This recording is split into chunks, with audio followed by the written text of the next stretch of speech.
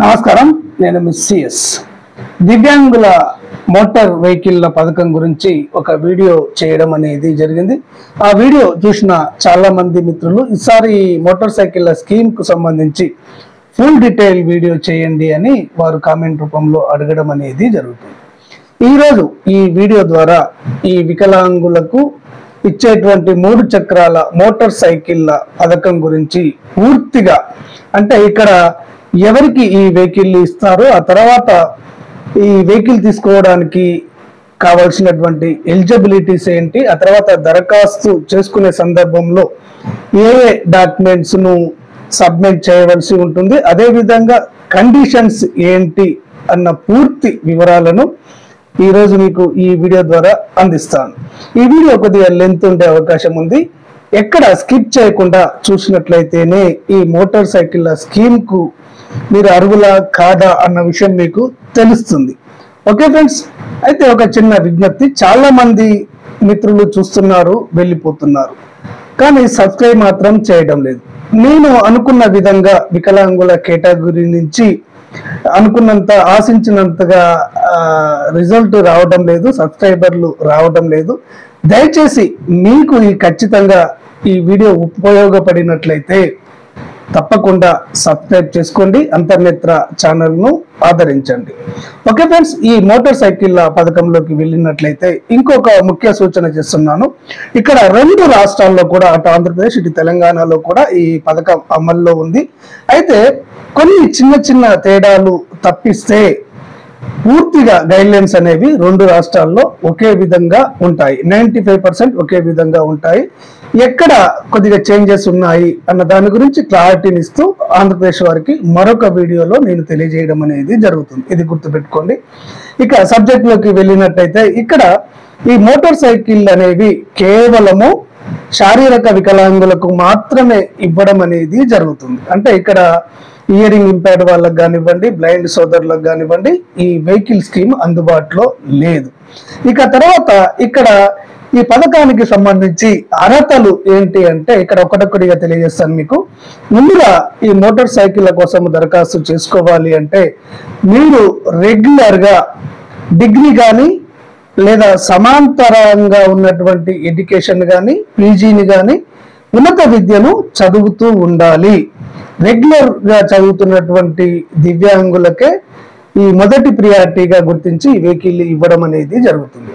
అదే విధంగా మీరు ఖచ్చితంగా రెగ్యులర్ గా కాలేజీకి అటెండ్ అయ్యి క్లాసులకు అటెండ్ కావలసి ఉంటుంది.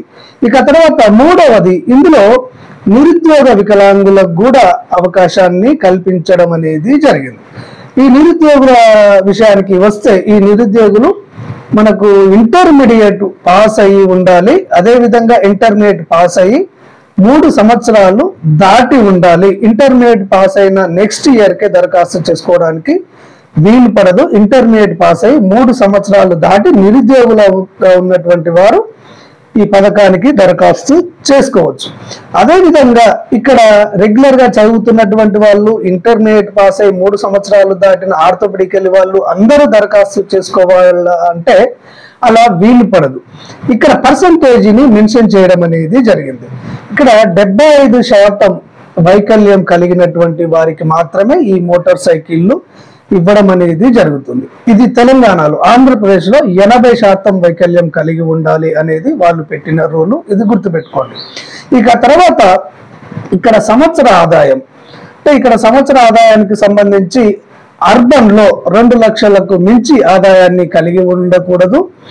రూరల్ లో అయితే ఇక్కడ 1,50,000 వరకు ఆదాయాన్ని కలిగి ఉండాలి. ఈ విధంగా ఆదాయ పరిమితులు విధించడం అనేది జరిగింది.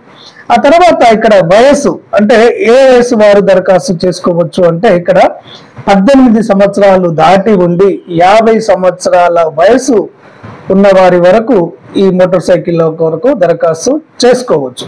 ఇక తర్వాత మనకు మరొక రిస్ట్రిక్షన్ ఏంటి అంటే, ఇందులో గతంలో ప్రభుత్వ రంగ సంస్థల నుంచి, అంటే ఇక్కడ వికలాంగుల సంక్షేమ శాఖ నుంచి కానివ్వండి, లేదా ఇతర సంక్షేమ శాఖల నుంచి కానివ్వండి, ఈ మోటార్ సైకిళ్లను పొంది ఉండకూడదు. అలా పొంది ఉన్నట్టయితే దీనికి అనర్హులు అని చెప్పేసి ఈ గైడ్లైన్స్ లో పేర్కొనడం అనేది జరిగింది.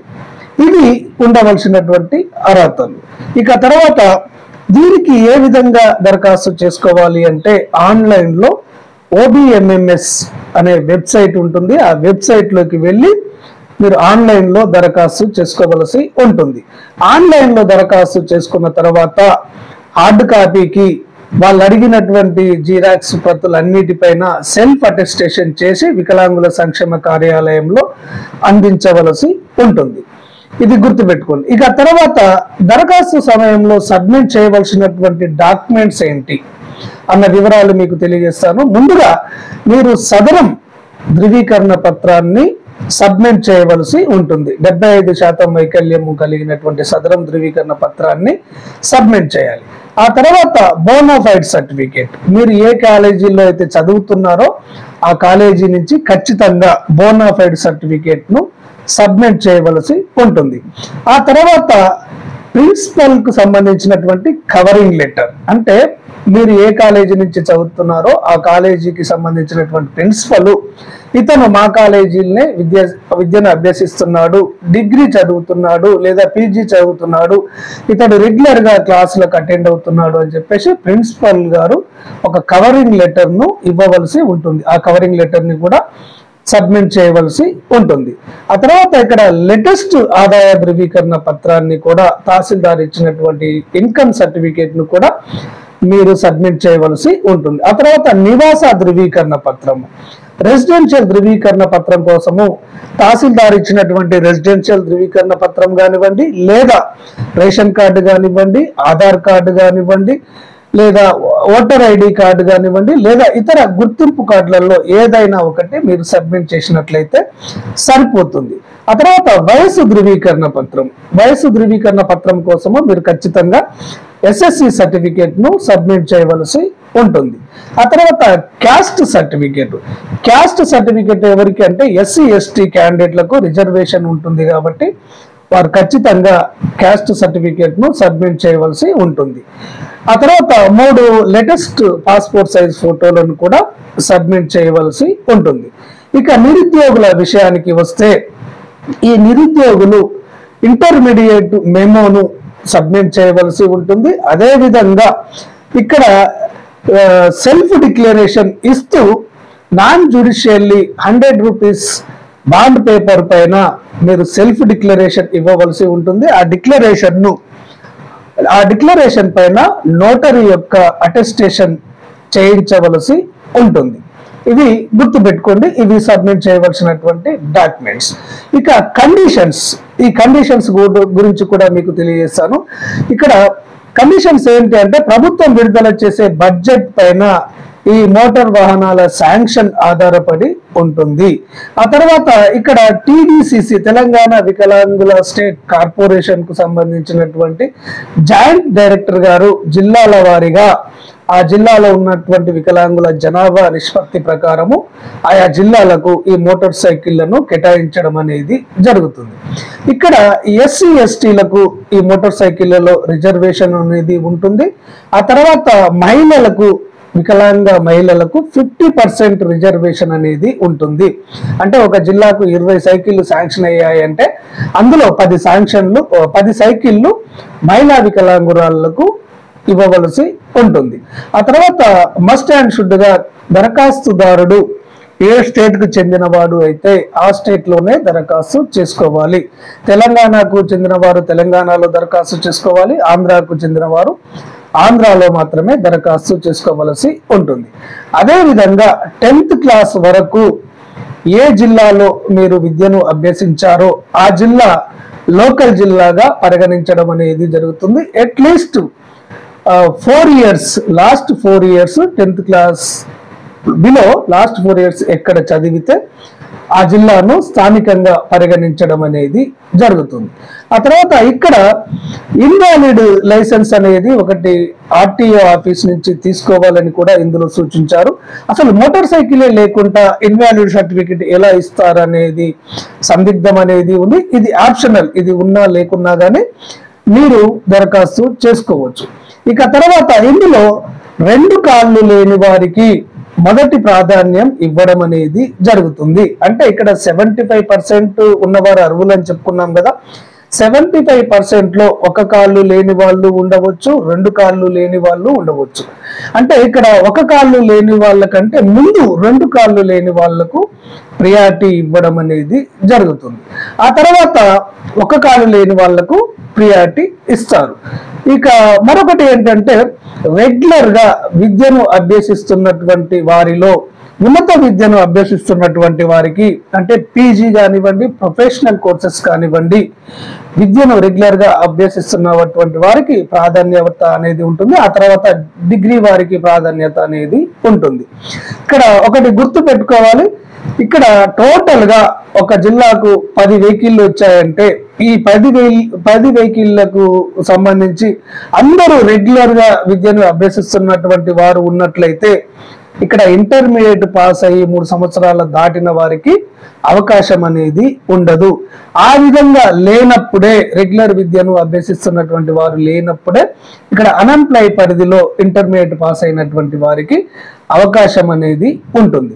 ఇంకొకటి బాగా గుర్తు పెట్టుకోవాలి మీరు, ఇక్కడ 75% వైకల్యము ఉండాలి అని చెప్పేసి మనకు గైడ్లైన్స్ లో పేర్కొనడం అనేది జరిగింది. ఈ 75%లో కూడా ఎట్లా అంటే ఎక్కువ వైకల్యము అంటే 100%, 90%, 85%, 89% ఈ విధంగా ఎక్కువ వైకల్యం ఉన్నవారు ఎవరైతే ఉంటారో వారికి ప్రాధాన్యతను ఇవ్వడం అనేది జరుగుతుంది. ఆ తర్వాత 75 వరకు ఇక్కడ వెహికల్స్ అందుబాటులో ఉంటే వారికి కూడా అవకాశం ఇవ్వడం అనేది జరుగుతుంది. ఈ విధంగా కండిషన్స్ అనేవి ఉంటాయి. ఇక తర్వాత సెలక్షన్ ప్రాసెస్ ఏ విధంగా జరుగుతుంది అంటే ఇక్కడ ఈ మోటార్ సైకిల్ కోసం దరఖాస్తు చేసుకున్న తర్వాత వీరిని సెలెక్ట్ చేయడానికి ఒక జిల్లా కమిటీ అనేది ఉంటుంది. ఈ జిల్లా కమిటీకి ఆ జిల్లాకు సంబంధించినటువంటి జాయింట్ కలెక్టర్ గారు చైర్మన్ గా ఉంటారు. ఆ తర్వాత ఇందులో ఒక 4 సభ్యులుగా ఉంటారు. ఈ 4 డిఆర్డిఓ గారు ఉంటారు, ఆ తర్వాత డిఎంహెచ్ఓ గారు ఉంటారు, ఆ తర్వాత ఆర్టీఓ గారు ఉంటారు, ఆ తర్వాత డిడబ్ల్యూ గారు ఉంటారు. ఈ విధంగా 5 సభ్యులతోని కమిటీ ఉంటుంది. ఈ కమిటీ ఈ దరఖాస్తుదారులలో అర్హులను ఫైనలైజ్ చేసి సెలెక్ట్ అయినటువంటి వారి వివరాలను జిల్లా కలెక్టరేట్ లో మరియు వికలాంగుల సంక్షేమ శాఖ కార్యాలయంలో డిస్ప్లే చేయడం అనేది జరుగుతుంది. ఈ విధంగా డిస్ప్లే చేసిన తర్వాత వెహికల్స్ వచ్చిన తర్వాత వారికి ఈ వెహికల్స్ అందించడం అనేది జరుగుతుంది. ఓకే ఫ్రెండ్స్, క్లారిటీగా అర్థమైంది అనుకుంటాను. ఇక వికలాంగులకు సంబంధించి ఎలాంటి లేటెస్ట్ అప్డేట్ వచ్చినా కానీ తప్పకుండా ఉన్నది ఉన్నట్టుగా మీకు తెలియజేయడం అనేది జరుగుతుంది. ఈ సమాచారాన్ని మీకు అందిస్తాను, కానీ చాలా ఎఫర్ట్స్ పెడుతున్నాము. ఒక వీడియో చేయడానికి 4 గంటల టైం పడుతుంది. దయచేసి శ్రమను గుర్తించి వికలాంగుల సోదరులు తప్పకుండా అంతర్నేత్ర ఛానల్ను ఆదరించండి. మరోసారి చెప్తున్నాను, సబ్స్క్రైబ్ చేసుకోండి. ధన్యవాదాలు.